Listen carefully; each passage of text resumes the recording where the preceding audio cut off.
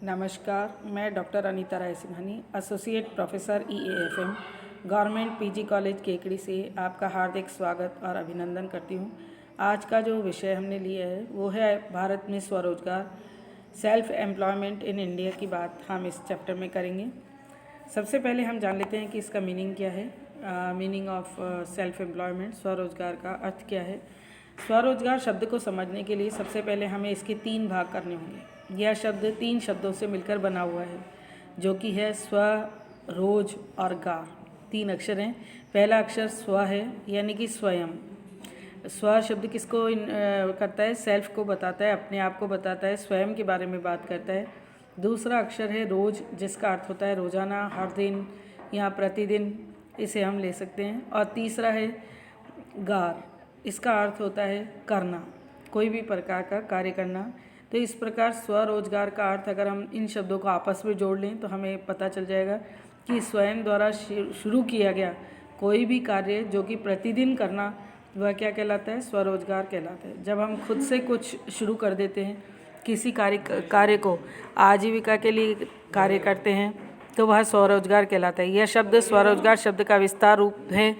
रोजगार होता है अपनी आजीविका चलाने के लिए प्रतिदिन कोई विशेष कार्य करना, और जब वह कार्य खुद के द्वारा शुरू किया गया हो तो उसे स्वरोजगार कहा जाता है। उदाहरण के तौर पर यदि आप किसी कंपनी में लगे हुए हैं और वहाँ पर रोज़ाना जाकर के काम करते हैं और शाम को घर वापस आते हैं और महीने के बाद अपनी आजीविका के लिए पगार लेते हैं या सैलरी लेते हैं, तो वह सिर्फ रोजगार कहलाएगा, स्वरोजगार नहीं कहलाएगा।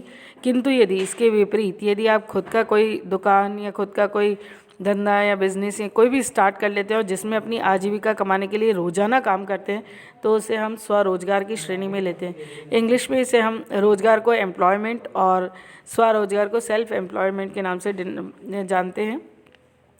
अब इसमें सबसे पहले हम जो योजना पढ़ेंगे वो है मुख्यमंत्री युवा रोजगार योजना है।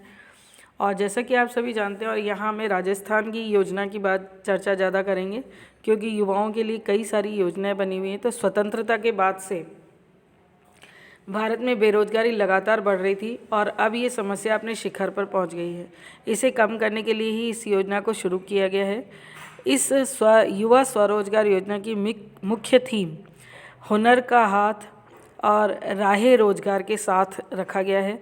और जैसा कि आप जानते हैं, ग्रामीण क्षेत्रों में पैसों का अभाव है और ऐसी दशा में युवा अपना रोजगार शुरू नहीं कर पाते हैं। इसलिए उन्हें स्वरोजगार शुरू करने के लिए या प्रेरित करने के लिए सरकार मुख्यमंत्री युवा रोजगार योजना के लिए लोन उपलब्ध करवाती है। राज्य के विभिन्न शिक्षित युवा अब तक लोन से खुद का बिजनेस शुरू कर सकते हैं और नौकरी खोजने के स्थान पर देने वाले व्यक्ति भी बन सकते हैं। इस योजना के अंतर्गत सरकार बेरोजगारों को अपना रोजगार शुरू करने के लिए 1 लाख रुपए तक का लोन देती है और राज्य भर में 1 लाख युवाओं को इस तरह की योजना के अंतर्गत लोन दिया जाता है। अगर हम इसी में आगे बात करें तो राजस्थान मुख्यमंत्री युवा रोजगार योजना के अंतर्गत RIICO, RFC, SC, ST, OBC, अल्पसंख्यक फाइनेंस कॉरपोरेशन यानी माइनॉरिटी फाइनेंस कॉरपोरेशन का नाम आपने सुना होगा, इन सभी के द्वारा लोन दिया जाता है। और अगले 5 वर्ष में रोजगार की संभावनाएं बढ़ाने के लिए कुल 1000 करोड़ रुपए तक का लोन इसमें दिया जाएगा। 2019 में तत्कालीन आर्थिक वर्ष में लगभग 25,000 युवाओं को मुख्यमंत्री स्वरोजगार योजना के अंतर्गत लोन का लाभ मिला है। और राज्य सरकार युवाओं में विभिन्न स्किल्स को विकसित करने के लिए भी यूथ मोटिवेशन प्रोग्राम स्टार्ट कर चुकी है। तत्कालीन आर्थिक वर्ष में सरकार विभिन्न विभागों में 75,000 रिक्त स्थानों की पूर्ति भी कर रही है। अब इसके अंतर्गत हम आगे इसी के अंतर्गत पढ़ेंगे कि इस योजना के अंतर्गत क्या प्रमुख विशेषताएं हैं। तो राजस्थान का बजट अगर हम देखें 2019-20 में युवा रोजगार योजना की कुछ खास बातें और विशेषताएं दिखाई देती हैं, और इसके अलावा इसको इस योजना के तहत लाभ मिलेगा और किस तरह मिलेगा, या हम जो है कुछ पॉइंट्स मुद्दों में इसको बात करेंगे। सबसे पहले CM युवा रोजगार योजना के अंतर्गत राज्य सरकार अपना स्वरोजगार लगाने के लिए और रोजगार सृजन योजना को बढ़ावा देने के लिए बेरोजगार उम्मीदवारों को 1 लाख का ऋण उपलब्ध करवाती है। युवा स्वरोजगार योजना राजस्थान से लगभग 1 लाख से अधिक बेरोजगार उम्मीदवारों को बेरोजगार उम्मीदवारों को ऋण उपलब्ध कराएगी। युवा स्वरोजगार योजना राजस्थान से लगभग 1 लाख से अधिक बेरोजगार उम्मीदवारों को ऋणों का लाभ देती है। RIICO, RFC, SC, ST, OBC और अल्पसंख्यक वित्त निगम के द्वारा राजस्थान मुख्यमंत्री युवा रोजगार योजना, मुख्यमंत्री लघु उद्योग प्रोत्साहन योजना राजस्थान के तहत लोन दिया जाता है और आगामी 5 वर्षों में रोजगार सृजन योजना के तहत प्रदेश सरकार द्वारा लगभग 1000 करोड़ रुपए का ऋण प्रदान किया जाएगा। इसके साथ ही अगर राजस्थान सरकार की बात करें तो आने वाले समय में बेरोजगार युवाओं के कौशल उन्नयन के लिए, कौशल विकास के लिए प्रशिक्षण का इंतजाम भी किए गए हैं और समय समय पर जॉब के लिए मेले लगाने का काम करती है। देश विदेश की कंपनियों को इसमें भाग लेने का अवसर प्रदान करती है।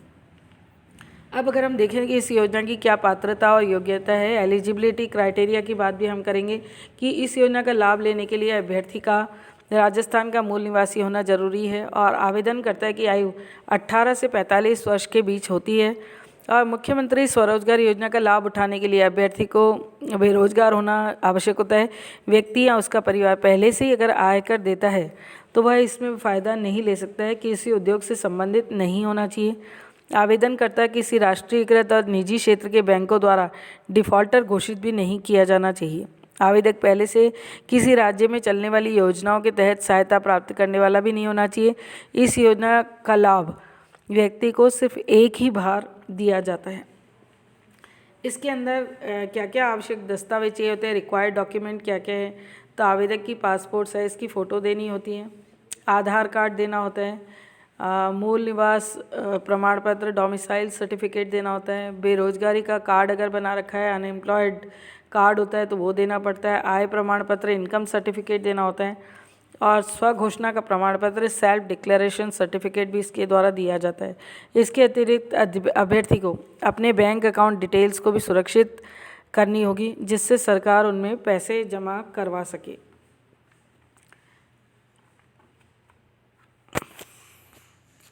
इसी के साथ ही स्वरोजगार के लिए, भारत में स्वरोजगार के लिए क्या क्या उपाय किए गए हैं, तो सबसे महत्वपूर्ण बात है कि कोई भी व्यक्ति जीवन के विभिन्न कला अवधियों में जिस क्षेत्र में काम करता है और जो काम करता है उसी को उसकी आजीविका या वृत्ति या करियर कहते हैं। आजीविका प्राय ऐसे कार्यों को कहते हैं जिसमें जीविकोपार्जन होता है, जैसे शिक्षक है, डॉक्टर है, इंजीनियर है, प्रबंधक है, वकील है, श्रमिक है, कलाकार है आदि। कुछ ये सभी आजीविकाओं के तरीके हैं। इनमें से प्रत्येक को किसी न किसी स्तर पर अपना जीवन यापन करने के लिए जीविकोपार्जन का साधन चुनना पड़ता है। व्यापार का क्षेत्र हो, स्वरोजगार तथा सवेतन रोजगार के अनगिनत अवसर प्रदान करता है। आज स्वरोजगार बेरोजगारी दूर करने का एक बहुत अच्छा या उत्तम विकल्प कहा जा सकता है, जिससे देश की उन्नति भी होती है और स्वयं के लिए कार्य करना अपने आप में एक चुनौतीपूर्ण और प्रसन्नता भी प्रदान करता है। इसी तरीके से छोटे पैमाने या फुटकर व्यापार की बात अगर कर सकते हैं कि एक अकेला स्वामी छोटे व्यावसायिक इकाइयों को 1 या 2 सहायकों के सहयोग से सरलता से आरंभ कर सकता है तथा लाभ कमा सकता है। इसी तरीके से व्यक्तिगत निपुणता के आधार पर सेवाएं प्रदान करना, जो लोग अपनी विशिष्ट निपुणता के आधार पर ग्राहकों को सेवाएं प्रदान करते हैं वह भी स्वरोजगार में सम्मिलित हो जाते हैं। उदाहरण के लिए साइकिल, स्कूटर, घड़ियों की मरम्मत, सिलाई, बाल संवारना आदि ऐसी सेवाएं हैं जो ग्राहकों को व्यक्तिगत रूप से प्रदान की जाती हैं। इसी तरीके से पेशेगत योजनाओं के पर आधारित व्यवसाय कि जिन कार्यों के लिए पेशे संबंधी प्रशिक्षण और अनुभव की आवश्यकता होती है वह भी स्वरोजगार के अंतर्गत आते हैं। उदाहरण के लिए पेशे में कार्यरत डॉक्टर, वकील, चार्टेड अकाउंटेंट, फार्मासिस्ट, आर्किटेक्ट आदि भी अपने विशिष्ट प्रशिक्षण और निपुणता के आधार पर स्वरोजगार की श्रेणी में आते हैं। इनके छोटे प्रतिष्ठान होते हैं जैसे क्लिनिकल, दफ्तर का स्थान, चैम्बर आदि। 1 या 2 सहायकों की सहायता से ये अपने ग्राहकों को सेवाएं आदि भी प्रदान करते रहते हैं। अब इसमें महत्वपूर्ण पॉइंट आता है इस चैप्टर का कि स्वरोजगार के क्षेत्र कौन कौन से हैं, फील्ड कौन कौन से, किन किन क्षेत्रों में स्वरोजगार अच्छी तरह डेवलप किया जा सकता है। तो सबसे पहले है छोटे पैमाने पर कृषि कि कृषि के छोटे पैमाने पर कार्य करने से जैसे डेयरी है, मुर्गी पालन है, बागवानी है, रेशम का उत्पादन है आदि में भी स्वरोजगार संभव होता है। अर्ध ग्रामीण और कुटीर उद्योगों जैसे चरखा कातना, बुनना, हाथ से बुनना, कपड़ों की सिलाई भी स्वरोजगार है। यह पारंपरिक विरासत में मिली हुई हमें निपुणताएं हैं जो आप देख रहे हैं कि कई लोग जो है इसमें भी अपना स्वरोजगार चला रहे हैं। इसी तरीके से अगर कला की बात करें या काश्तकारी शिल्प की बात करें तो उसमें भी स्वरोजगार की अपार संभावना है। जो लोग किसी कला शिल्प में प्रशिक्षण प्राप्त करते हैं वह भी स्वरोजगार ही है। इनके व्यवसाय हैं सुनार, लोहार, बढ़ाई आदि। तो ये लोग भी जो है कई तरीके के कला का प्रदर्शन करते हैं, काश्तकारी और शिल्प को कार्य करते हैं। अब इसमें महत्वपूर्ण आता है कि सवेतन की वरीयता में रोजगार कि स्वरोजगार अक्सर सवेतन के निम्न कारणों से बेहतर माना जाता है। एक तो आप वेतन लेकर के काम करते हैं जिसको हम सवेतन कहते हैं कि वेतन लेकर के काम करना। एक स्वरोजगार की अपना खुद का कोई काम स्टार्ट करके कार्य करना। तो दोनों में से बेस्ट कौन सा है? स्वरोजगार बेस्ट है। कैसे बेस्ट है इसको हम बात करेंगे कि स्वरोजगार अपनी योग्यता को अपने फ़ायदे के लिए, स्वरोजगार से आप अपने समय और योग्यता का अधिकतम लाभ उठा सकते हैं। इसी तरीके से स्वरोजगार पूंजी के अत्यधिक संसाधनों और अन्य संसाधनों के बिना भी संभव है। उदाहरण के लिए एक मरम्मत की दुकान कम पूंजी से शुरू की जा सकती है। स्वरोजगार में एक व्यक्ति कार्य पर रहकर भी कई चीज़ें सीखता है क्योंकि उसे अपने व्यवसाय से संबंधित अपने फ़ायदे के लिए सभी निर्णय लेने में जो स्वतंत्र होता है और वह इसमें लेता भी है, अपने तरीके से निर्णय लेकर के अपने उद्योग को बहुत आगे तक पहुंचाता है। इसी तरीके से आता है बौद्धिक योग्यताएं। यदि आप स्वरोजगार में सफलता प्राप्त करना चाहते हैं तो आप में स्वरोजगार के सर्वाधिक अनुकूल अवसरों की पहचान करने की योग्यता होना आवश्यक है। साथ ही व्यवसाय परिचालन के संबंध में निर्णय लेने और तरह तरह के ग्राहकों को संतुष्ट करने की योग्यता का होना भी बहुत महत्वपूर्ण है। और साथ ही साथ समस्याओं का पहले ही पूर्व अनुमान लगा लेना, जोखिम उठाने की क्षमता की भी आवश्यकता का पता लगा लेना, ये बौद्धिक योग्यताएं जो हैं आप अपने स्वरोजगार में अपने टैलेंट को आप अपने सेल्फ एम्प्लॉयमेंट के लिए यूज़ कर सकते हैं। इसी तरीके से अगला एक महत्वपूर्ण पॉइंट है कि सतर्कता और दूरदृष्टि कि स्वरोजगार में लगे हुए व्यक्ति को बाजार में हो रहे परिवर्तनों के प्रति सचेत और सतर्क होना चाहिए जिससे कि वह उनके अनुसार अपने व्यवसाय के कार्यों का समायोजन कर सके। इसमें दूरदृष्टि का भी होना आवश्यक है जिससे कि वह संभावित परिवर्तनों का अनुमान लगा सके और अवसरों का लाभ उठा सके। भविष्य में यदि ऐसे किसी भी प्रकार के खतरे की संभावना है तो वह उनका सामना बहुत इजीली कर सकता है और अच्छी तरह कर सकते हैं। इसी के साथ ही साथ अगर सेल्फ एम्प्लॉयमेंट में कार्य करता है तो चूँकि स्वरोजगार में मालिक आप स्वयं होते हैं तो आप सभी निर्णय लेने के लिए हकदार होते हैं और आप अपने निर्णय स्वयं ले सकते हैं क्योंकि उस समस्याओं को हल करना होता है। आपूर्तिकर्ता, लेनदार, ग्राहक, सरकारी अधिकारियों का सामना करना होता है तो आप में कॉन्फिडेंस डेवलप हो जाता है और आप सेल्फ एम्प्लॉयमेंट में अपने टैलेंट को और अपनी क्वालिटीज़ को आप डेवलप कर सकते हैं।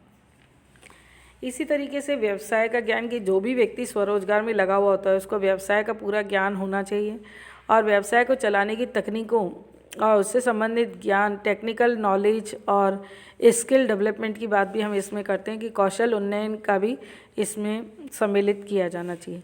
और इसी के साथ साथ संबंधित कानूनों की जानकारी, नॉलेज ऑफ रिलेटेड लॉज की बात हम करते हैं कि जो भी स्वरोजगार में लगा हुआ व्यक्ति है यह आवश्यक नहीं है कि वह कानून का विशेषज्ञ हो, लेकिन जहां उसको व्यवसाय चल रहा है वहां के व्यवसाय संबंधी और सेवा से संबंधित कानूनों का काम चलाऊ ज्ञान तो होना ही चाहिए।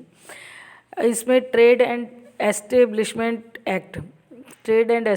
एक्ट को या इसी तरीके टैक्स, सेल्स टैक्स को, प्रोडक्शन टैक्स को आदि संबंधित कानून और प्रदूषण नियंत्रण से संबंधित आदि जो नियम कानून आदि हैं तो उनका बहुत ज़्यादा जानकारी भी होनी चाहिए। इसी तरीके से लेखा कार्य का ज्ञान की नॉलेज ऑफ अकाउंटिंग प्रोसेस की बात करते हैं कि व्यवसाय करने वाले, स्वरोजगार करने वाले प्रत्येक व्यक्ति को सभी लेन देनों का पूरा ब्यौरा रखना होता है जिसके लिए वह अकाउंटेंट की सहायता लेता है जिससे वह अधिक अंतराल का लाभ हानि आदि निर्धारित कर सके, भुगतान तिथि को अपने लेनदारों का भुगतान कर सके, ग्राहकों से टाइम पर पैसा वसूल कर सके, करों का भुगतान कर सके। इन सब के लिए उसे लेखा कार्य का आवश्यक ज्ञान होना बहुत आवश्यक है। इसी तरीके से अन्य व्यक्तिगत गुण की स्वरोजगार में लगे व्यक्ति में ईमानदारी होनी चाहिए, गंभीर होना चाहिए, परिश्रमी होनी चाहिए, यानी कई तरह की क्वालिटीज़ उसके अंदर होनी चाहिए ताकि वह कार्य को बहुत कुशलता से कार्य कर सके और स्वरोजगार में सफल हो सके। स्वरोजगार कहीं ना कहीं आप में सेल्फ कॉन्फिडेंस को बिल्ड करता है और आप जो एक सैलरी में आप एक लिमिट तक ही पैसा कमा सकते हैं। तो स्वरोजगार की आपकी संभावनाएं अनंत हो जाती हैं और अच्छी हो जाती, तो आप उसको जो है बहुत क्वालिटेटिवली और क्वांटिटेटिवली भी वर्क कर सकते हैं। तो स्वरोजगार को अभी वर्तमान परिस्थितियों में इसे बहुत श्रेष्ठ माना गया है, उचित माना गया है। तो सेल्फ एम्प्लॉयमेंट के लिए भी जो है आप व्यक्ति जो है कार्य कर सकता है, पर उसको अपने टैलेंट को पूरी तरीके से उसमें लगाना होगा, ताकि और अपने कौशल उन्नयन और तकनीकी ज्ञान को भी बढ़ाना होगा, ताकि वो जो है स्वरोजगार में अपनी सफलता हासिल कर सके। धन्यवाद, थैंक्स।